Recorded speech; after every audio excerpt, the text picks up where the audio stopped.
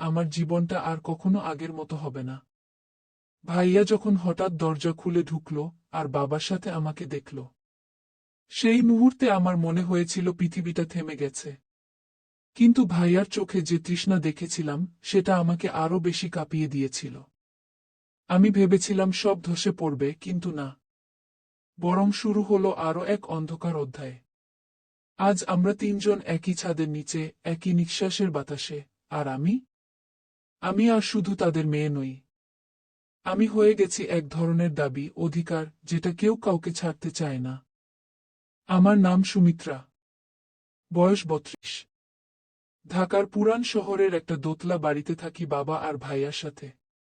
মা মারা গেছেন যখন আমার বয়স মাত্র ৮ বছর। তারপর থেকে এই বাড়িতে শুধু পুরুষদের পদচিহ্ন, আর আমি একমাত্র নারী। বাবার নাম হাসান আলী। ৫৪ বছর বয়স, লম্বা গড়ন, পাকা চুল, কিন্তু এখনো বেশ দেখতে। সরকারি চাকরি থেকে অবসর নিয়েছেন ২ বছর আগে। আর আমার ভাইয়া তানভীর, ৩৬ বছর, আমার চেয়ে ৪ বছরের বড়। ব্যাংকে কাজ করে, প্রায় বিকেল পর্যন্ত বাইরে থাকে। আমি আমি ঘরের মেয়ে। কলেজ পাশ করার পর বিয়ের জন্য অপেক্ষা করছিলাম, কিন্তু কোনো কারণে কোনো পাত্র জমল না। আর বাবা আর ভাইয়াও যেন খুব একটা তাড়াহুড়ো করতেন না। সুমি তো আমাদের সাথেই ভালো আছে, বাবা প্রায় বলতেন। কেন অন্য কোথাও পাঠাবো? এভাবে কেটে গেছে অনেকগুলো বছর। আমি হয়ে গেছি এই বাড়ির একমাত্র নারী, রান্না করি, পরিষ্কার করি, তাদের দেখাশোনা করি। কিন্তু কবে থেকে যেন এই দেখাশোনাটা একটু বেশি আপন হয়ে গেছে সেটা আমি টের পাইনি। গত বছর শীতের সময়ের কথা। ডিসেম্বরের শেষের দিকে, ঠান্ডা বাতাস। রাত প্রায় ১০টা বাজে। ভাইয়া অফিস থেকে ফিরে এসে স্নান করতে গেছে। আমি রান্নাঘরে খাবার গরম করছিলাম। বাবা হঠাৎ এসে আমার পেছনে দাঁড়ালো। সুমি, তুই কি কখনো ভাবিস তোর মা যদি থাকতো? আমি চমকে গেলাম। এমন কথা বাবা আগে কখনো বলেনি। ঘুরে দেখি, বাবার চোখে একটা অদ্ভুত নরম ভাব। বাবা, কেন হঠাৎ মায়ের কথা? কিছু না, মনে পড়ল। তুই দেখতে হুবহু তোর মায়ের মতো হয়েছিস। একই রকম ঠোঁট, একই রকম চোখ। বাবা আমার কাছে আরো কাছে এলো। আমি অস্বস্তি বোধ করলাম, কিন্তু কিছু বলতে পারলাম না। এটা তো আমার বাবা। সুমি, তুই জানিস, তোর মা মারা যাওয়ার পর থেকে এই বাড়িতে কোনো নারীর ছোঁয়া নেই। শুধু তুই আছিস গু। আমি চুলায় হাত দিয়ে খাবার নাড়তে থাকলাম, কিন্তু মনোযোগ আর রইল না। বাবার গলার স্বরে একটা কিছু ছিল যেটা আমি আগে কখনো শুনিনি। হঠাৎ বাবা আমার কাঁধে হাত রাখল। আমার পুরো শরীর কেঁপে উঠল। বাবাগু। আমি ফিসফিস করে বললাম। কি সুমি? তুই তো আমার মেয়ে। আমি তোর কাঁধে হাত রাখতে পারবো না? কিন্তু সেই হাতের স্পর্শে যে অনুভূতি হলো, সেটা বাবা মেয়ের সম্পর্কের মতো লাগলো না। আমি এক পা এগিয়ে গেলাম। খাবার পুড়ে যাচ্ছে গি। সেই রাতে আমি ঠিকমতো ঘুমাতে পারিনি। পরের সপ্তাহে একদিন সকালে আমি ছাদে কাপড় শুকাতে গেছি। শাড়ি পরে, চুল খোলা। হঠাৎ দেখি ভাইয়া ছাদে উঠে এসেছে। অফিসে যাওয়ার সময় হয়েছে, কিন্তু এখনো ঘরের পোশাক পরে আছে। ভাইজা, দেরি হয়ে যাচ্ছে না? একটু মাথা ব্যথা করছে। ছুটি নিয়েছি।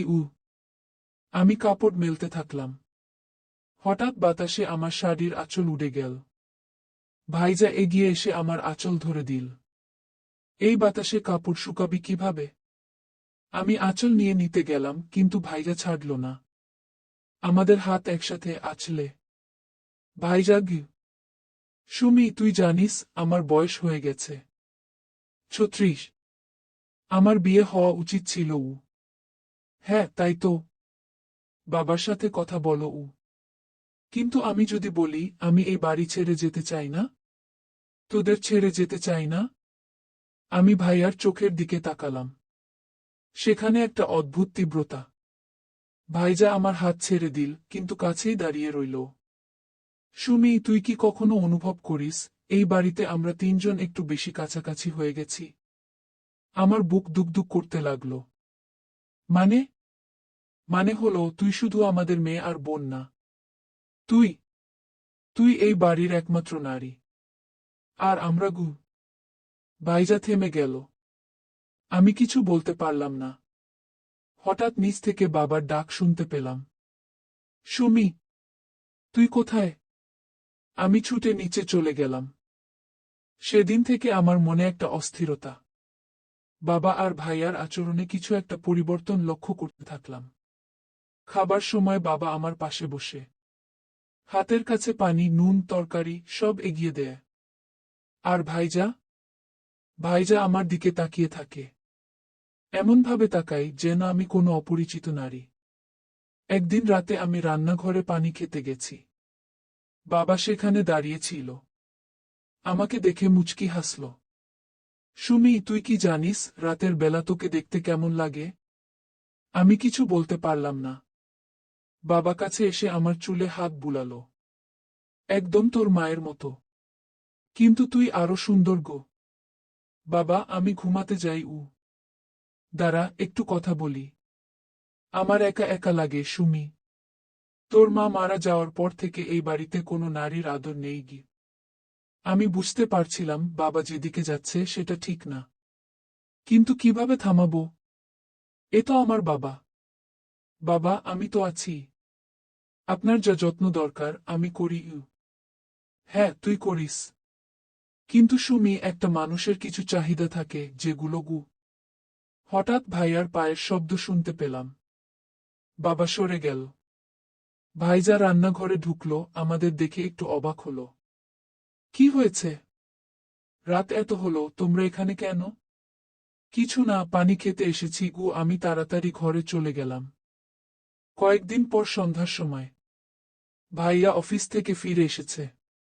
বাবা বাজারে গেছে। আমি একা ঘরে বসে টিভি দেখছিলাম। ভাইজা এসে আমার পাশে বসল। সুমি, তুই কি কখনো ভাবিস তোর বিয়ে হওয়া উচিত? মাঝে মাঝে ভাবি। কিন্তু তোমরা তো কেউ কিছু বলো না গি। কারণ আমরা তোকে ছাড়তে পারি না গি। আমি ভাইয়ার দিকে তাকালাম। কেন? তুই এই বাড়ির প্রাণ সুমি। তুই গেলে এই বাড়ি আর আগের মতো থাকবে না গি। কিন্তু একটা মেয়ের তো বিয়ে হওয়া উচিত কে? সেটা ঠিক। কিন্তু তুই যদি এই বাড়িতেই থাকতে পারিস। আমি বুঝতে পারছিলাম না ভাইজা কি বলতে চাইছে। হঠাৎ ভাইজা আমার হাত ধরল। সুমি, আমি তোর সাথে একটা কথা বলবো। তুই রাগ করিস না আগে। কি কথা? আমার মনে হয় তুই আমাদের শুধু বোন আর মেয়ে না। তুই তুই আরো কিছু গো। আমার হাত কাঁপতে লাগলো। ভাইজা, এসব কি বলছো? আমি জানি এটা ভুল। কিন্তু আমি কিছু করতে পারছি না। তোকে দেখলে আমার ভাইজা থেমে গেল। আমি হাত ছাড়িয়ে নিতে চেষ্টা করলাম, কিন্তু ভাইজা আরো শক্ত করে ধরল। সুমি, তুই কি অনুভব করিস না? তোর বাবা আর আমরা দুজনেই তোর দিকে এমনভাবে তাকাই, যেভাবে একটা মানুষ তার পছন্দের মানুষের দিকে তাকায় গু। আমার শরীর কাঁপছিল। আমি জানতাম ভাইজা যা বলছে সেটা সত্যি। কিন্তু এটা তো ভুল। ভাইয়া, ছাড়ো আমার হাত।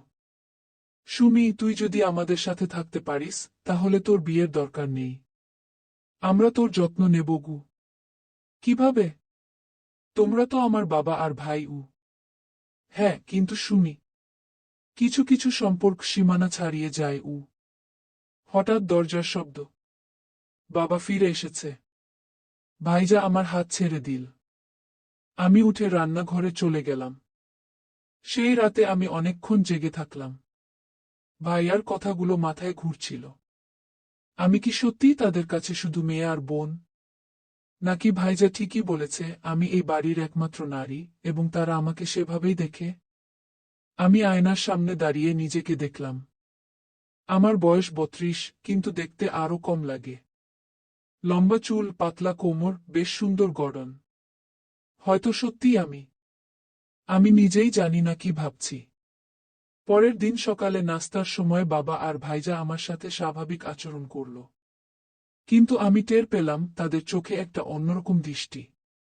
আমি যখন তাদের সামনে দিয়ে হাঁটি তারা আমাকে দেখে। আমি যখন খাবার পরিবেশন করি তারা আমার হাতের দিকে তাকায়। দুপুরে ভাইয়া অফিসে গেছে, বাবা বাড়িতে। আমি কাপড় ধুতে বসেছি। বাবা এসে আমার পাশে বসল। সুমি, গতকাল রাতে তানভীর তোর সাথে কি কথা বলেছিল? আমি চমকে গেলাম। কিছু না, এমনি কথা গি। সুমি, তুই আমার কাছে মিথ্যা বলিস না। আমি জানি তানভীর তোর সাথে কি কথা বলেছে গি। আমি ভয় পেলাম। বাবা, আমি কিছু বুঝছি না গি। সুমি, তানভীর আর আমরা দুজনেই তোকে ভালোবাসি। কিন্তু সেই ভালোবাসা সাধারণ বাবা মেয়ে ভাই বোনের ভালোবাসা না গে। আমার হাত থেকে কাপড় পড়ে গেল। বাবা, আপনি কি বলছেন? আমি বলছি সত্যি কথা। তোর মা মারা যাওয়ার পর থেকে এই বাড়িতে তুই একমাত্র নারী। আর আমরা দুজনে পুরুষ। এতগুলো বছর একসাথে থাকতে থাকতে গু। বাবা আমার কাছে এলো। আমি পিছিয়ে গেলাম। বাবা, আপনি ভুল কথা বলছেন গু। সুমি, তুই যদি আমাদের সাথে থাকিস তাহলে আমরা তোর সব যত্ন নেব। তোর কোনো কষ্ট হবে না গি। কিন্তু এটা তো পাপ বাবা। আমি তো আপনার মেয়ে কি? হ্যাঁ, তুই আমার মেয়ে। কিন্তু তুই এখন একটা পরিণত নারী। আর আমি একটা পুরুষ গো। আমি বুঝতে পারছিলাম বাবা আর ভাইজা দুজনেই আমাকে নিয়ে এমন কিছু ভাবছে যেটা একদম ভুল। কিন্তু একটা অংশে আমিও কিছু একটা অনুভব করছিলাম। এক সপ্তাহ পর রাতের বেলা আমি ঘুমাতে পারছিলাম না। বাড়িতে গরম, আমি ছাদে গেলাম একটু হাওয়া খেতে। সেখানে দেখি বাবা দাঁড়িয়ে আছে। তুইও ঘুমাতে পারছিস না? আমি মাথা নেড়ে বললাম, না গি। বাবা আমার কাছে এলো। সুমি, আমি জানি আমি আর তানভীর যেসব কথা বলেছি সেগুলো শুনে তুই অস্বস্তি বোধ করছিস। হ্যাঁ বাবা, এসব তো ভুল। কিন্তু সুমি, ভুল মানে কি? যদি আমরা তিনজনে খুশি থাকি তাহলে সেটা ভুল কিভাবে?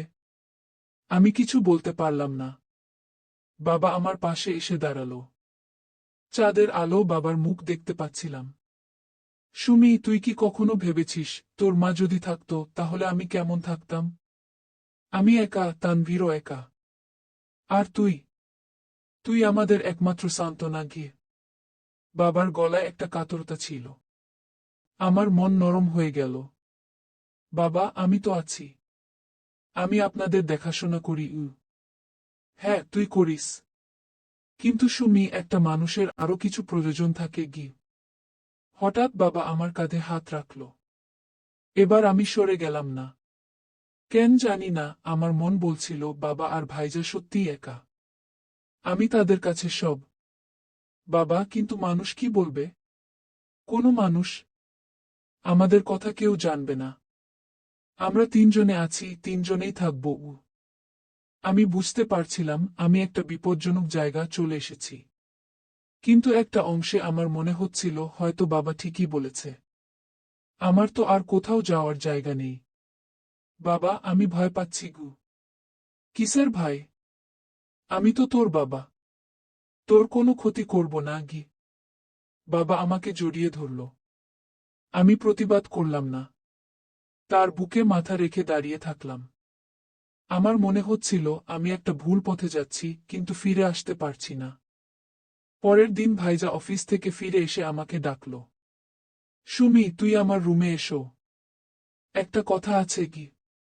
আমি গেলাম। ভাইয়া দরজা বন্ধ করে দিল।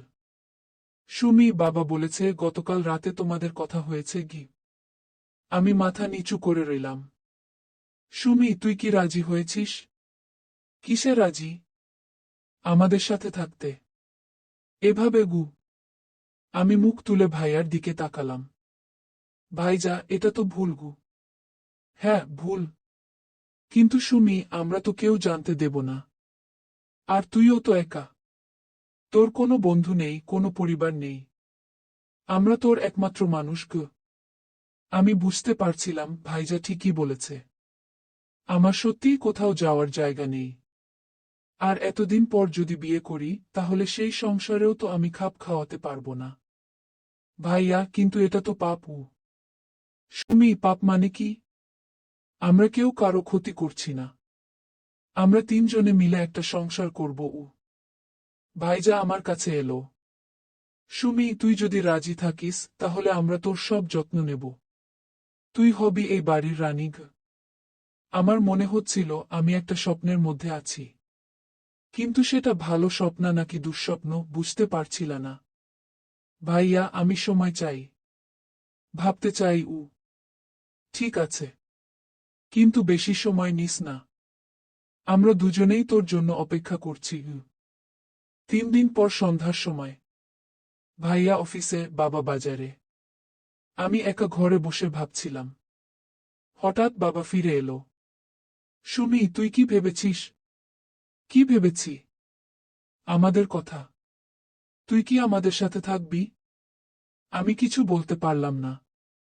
বাবা আমার পাশে বসল। সুমি, দেখ, আমি তোর বাবা। আমি তোর ক্ষতি চাইব না, কিন্তু আমিও একটা মানুষ। আমার মনে হয় তুই আমাদের বুঝতে পারিস কি। বাবা আমার হাত ধরল। এবার আমি হাত ছাড়ালাম না। বাবা, আমি ভয় পাচ্ছি গু। কেন ভয় পাচ্ছিস? আমি তো তোর সব যত্ন নেব। হঠাৎ বাবা আমার মুখে হাত দিল। আমার পুরো শরীর কাঁপতে লাগল। সুমি, তুই সত্যিই তোর মায়ের মতো সুন্দর গো। আমি কিছু বলতে পারলাম না। বাবার স্পর্শে আমার মনে হচ্ছিল আমি একটা গভীর পানিতে ডুবে যাচ্ছি। বাবাগু। কি সুমি?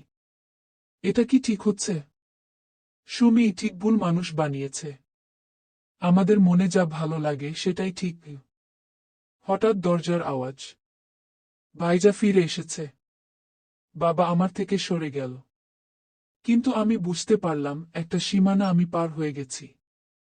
ভাইজা ঘরে ঢুকে আমাদের দেখে হাসল। কি হয়েছে? তোমরা এত নীরব কেন? বাবা বলল, সুমি আমাদের সাথে থাকার কথা ভাবছে কি। ভাইজা আমার দিকে তাকালো। সত্যি সুমি? আমি মাথা নিচু করে রইলাম। কিছু বলতে পারলাম না। সুমি, তুই যদি রাজি থাকিস তাহলে আমরা একটা নতুন জীবন শুরু করব। এমন জীবন যেখানে তুই হবি সবচেয়ে গুরুত্বপূর্ণ। ভাইজা আমার কাছে এসে বসল। সুমি, তুই কি জানিস আমি তোকে কতটা ভালোবাসি? আমি মুখ তুলে তাকালাম। ভাইয়ার চোখে একটা তীব্র আকুলতা। ভাইয়া, আমিও তোমাদের ভালোবাসি। কিন্তু এটা এটা কি সুমি? এটা ভুল। কিন্তু কেন ভুল? আমরা তো কারো ক্ষতি করছি না গি। বাবা বলল, সুমি, তুই যদি আমাদের সাথে থাকিস তাহলে তোর আর কোনো চিন্তা থাকবে না। আমরা তোর সব দায়িত্ব নেব। আমি বুঝতে পারছিলাম আমি একটা জটিল অবস্থায় পড়ে গেছি। একদিকে আমার মন বলছে এটা ভুল, অন্যদিকে মনে হচ্ছে আমার আর কোনো বিকল্প নেই। আমি আমি রাজি। বাবা আর ভাইজা খুশি হয়ে গেল। তারা আমাকে জড়িয়ে ধরল। আমার মনে হলো আমি একটা অন্ধকার পথে পা রেখেছি। সেই রাতে আমরা 3 জনে বসে কথা বললাম। বাবা বলল, সুমি, এই কথা কেউ জানতে পারবে না। বাইরের মানুষের কাছে আমরা সাধারণ পরিবার। ভাইয়া বলল, আর তুই হবি আমাদের দুজনেরই। আমরা তোর যত্ন নেব, আর তুই আমাদের যত্ন নিবি। আমি জিজ্ঞেস করলাম, কিন্তু কিভাবে? বাবা বলল, সুমি, তুই আমাদের স্ত্রী হবি। আমরা দুজনেই তোর স্বামী। আমার মাথা ঘুরে গেল। কিন্তু এটা তো সম্ভব না। কেন সম্ভব না? আমরা 3 জনে মিলে একটা সংসার করব। কেউ জানবে না। ভাইজা বলল, সুমি, তুই চিন্তা করিস না। আমরা সব ব্যবস্থা করব। আমার মনে হচ্ছিল আমি একটা স্বপ্নের মধ্যে আছি, কিন্তু সেটা ভালো স্বপ্ন নাকি দুঃস্বপ্ন বুঝতে পারছিলাম না। সেই রাতে আমি আমার ঘরে গেলাম, কিন্তু ঘুমাতে পারলাম না। মনে হচ্ছিল আমার পুরো জীবনটা বদলে গেছে। মধ্যরাতের দিকে দরজায় নক। আমি খুলে দেখি বাবা দাঁড়িয়ে। সুমি, ঘুমাতে পারছিস না? না বাবাবু, আমিও পারছি না। একটু কথা বলবো। আমি দরজা খুলে দিলাম। বাবা ঢুকলো আর দরজা বন্ধ করে দিল। সুমি, তুই কি অনুশোচনা করছিস? জানি না বাবা। আমার মনে হচ্ছে আমি একটা বড় ভুল করেছি। কেন ভুল? তুই তো আমাদের খুশি করেছিস। বাবা আমার পাশে বসল। সুমি, তুই জানিস আমি তোকে কতটা ভালোবাসি গু। আমিও তোমাকে ভালোবাসি বাবা। কিন্তু এই ভালোবাসা গু, এই ভালোবাসা কি? এটা তো স্বাভাবিক ভালোবাসা গু। বাবা আমার মুখে হাত দিল।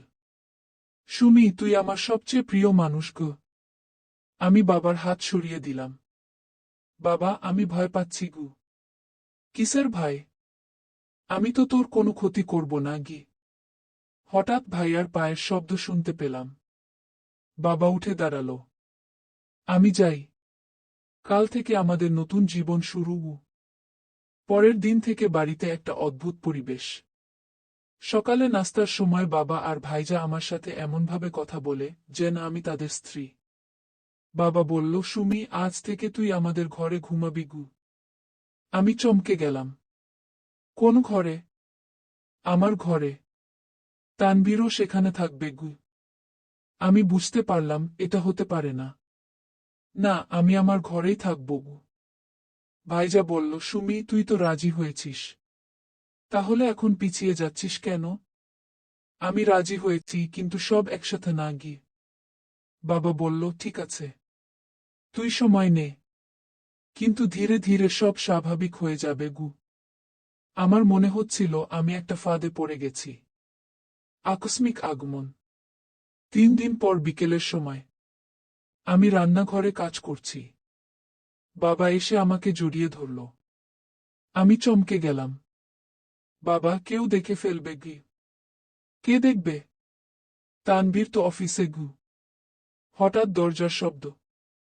আমি আর বাবা দুজনেই চমকে গেলাম। ভাইজা হঠাৎ বাড়ি ফিরে এসেছে। কি হয়েছে? তোমরা এভাবে দাঁড়িয়ে আছো কেন? বাবা আমাকে ছেড়ে দিল। কিছু না, সুমি রান্না করছে গু। কিন্তু ভাইয়ার চোখে একটা অদ্ভুত দৃষ্টি। সে বুঝতে পেরেছে। সুমি, তুই রান্নাঘর থেকে বেরিয়ে এসো গু। আমি বেরিয়ে এলাম। ভাইয়া বাবার দিকে তাকিয়ে বলল, বাবা, আমরা কথা বলেছিলাম। আমরা দুজনেই সুমির যত্ন নেব গু। হ্যাঁ, সেটাই তো করছি গু। না বাবা, আপনি একা একা সুমির কাছে যাচ্ছেন। এটা ঠিক না গি। আমি বুঝতে পারলাম ভাইজা রেগে গেছে। আর এই রাগের মধ্যে একটা অন্য কিছু আছে। ভাইজা, তুমি রেগে যেও না গি। আমি রাখছি না সুমি। কিন্তু আমাদের মধ্যে একটা বোঝাপড়া ছিল। বাবা বলল, ঠিক আছে, আমরা 3জনে মিলে কথা বলি। সেই রাতে আমরা 3জনে বসলাম। ভাইজা বলল, সুমি, তুই কি জানিস আমি তোর জন্য কি অনুভব করি? আমি মাথা নাড়লাম। আমি তোকে ভালোবাসি। কিন্তু সেই ভালোবাসা শুধু ভাই বোনের ভালোবাসা না গে। আমার বুক দুকদুক করতে লাগলো। আর বাবাও তোকে সেভাবেই ভালোবাসে। আমরা দুজনেই তোর জন্য পাগল। বাবা বলল, সুমি, আমরা তোকে ভাগাভাগি করে নেব। একদিন তুই আমার সাথে থাকবি, একদিন তানভীরের সাথে গু। আমার মাথা ঘুরে গেল। এটা কি বলছেন আপনারা? আমরা সত্যি কথা বলছি। আমরা তোকে চাই। ভাইয়া বলল, সুমি, তুই আমাদের দুজনেরই হবি। আমরা তোর যত্ন নেব গু। আমি বুঝতে পারলাম আমি একটা ভয়ানক অবস্থায় পড়ে গেছি। আমি যা ভেবেছিলাম বাস্তব আরো খারাপ। আমি আমি এটা পারবো না গি। বাবা বলল, সুমি, তুই পারবি। আমরা তোর পাশে আছি গু। ভাইজা আমার হাত ধরল। সুমি, তুই যদি না চাস তাহলে আমরা তোকে ছেড়ে দেব। কিন্তু তাহলে তোর কোথায় যাবি? আমি বুঝতে পারলাম আমি সত্যিই ফাঁদে পড়ে গেছি। সেই রাতে আমি আমার ঘরে গেলাম। কিন্তু ঘুমাতে পারলাম না। মধ্যরাতে বাবা আমার ঘরে এলো। সুমি, আমি তোর সাথে থাকবো। বাবা, না গে। সুমি, তুই তো রাজি হয়েছিস গু। বাবা আমার বিছানায় বসল। আমি কোনায় সরে গেলাম। সুমি, ভয় পেজো না। আমি তোর ক্ষতি করব না গি। কিন্তু বাবা, এটা তো পাপ। পাপ কি? আমি তোর বাবা, তোর যত্ন নেওয়া আমার দায়িত্ব। বাবা আমার কাছে এলো। আমি আর সরতে পারলাম না। সুমি, তুই আমার সবচেয়ে প্রিয় মানুষ গো। বাবা আমাকে জড়িয়ে ধরল।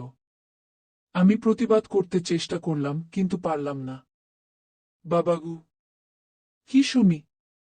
আমি ভয় পাচ্ছি গু। ভয় পেজো না, আমি আছি গু। সেই রাতে আমি বুঝতে পারলাম আমার জীবনে আর কোনো ফেরার পথ নেই। পরের দিন সকালে ভাইজা অফিসে যাওয়ার আগে আমাকে ডাকল। সুমি, গতকাল রাতে কি হয়েছে? আমি মুখ নিচু করে রইলাম। সুমি, আমি জানতে চাই। কিছু না ভাইয়া ঘি। সত্যি বলো। বাবা তোর সাথে কি করেছে? আমি কিছু বলতে পারলাম না।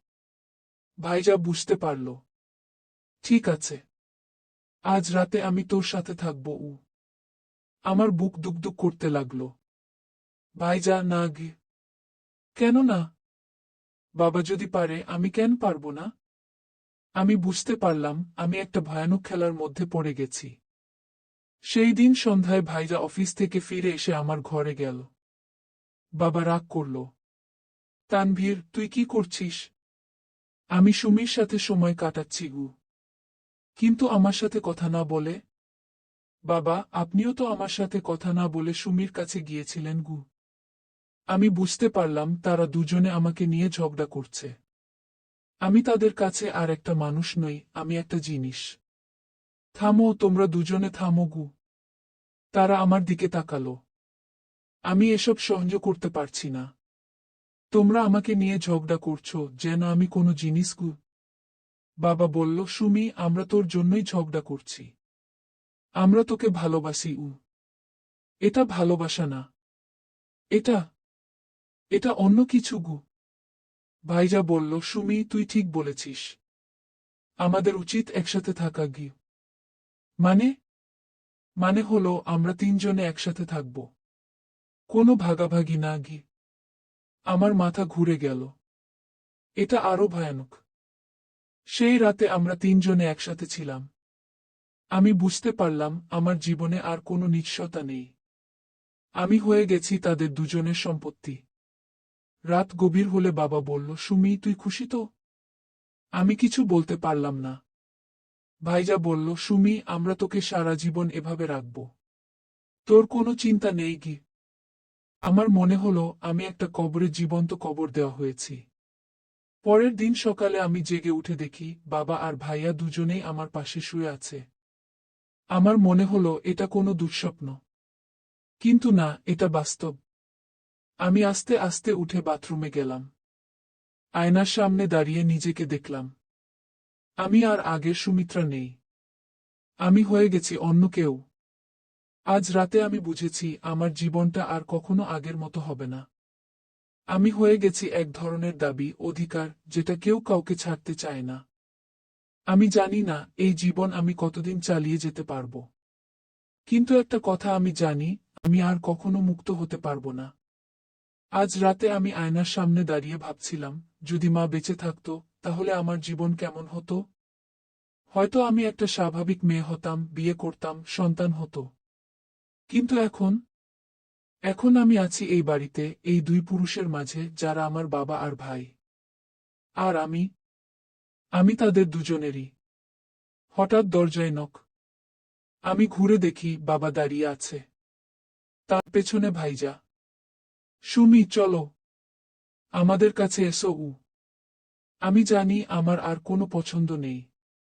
আমি তাদের কাছে যেতে বাধ্য।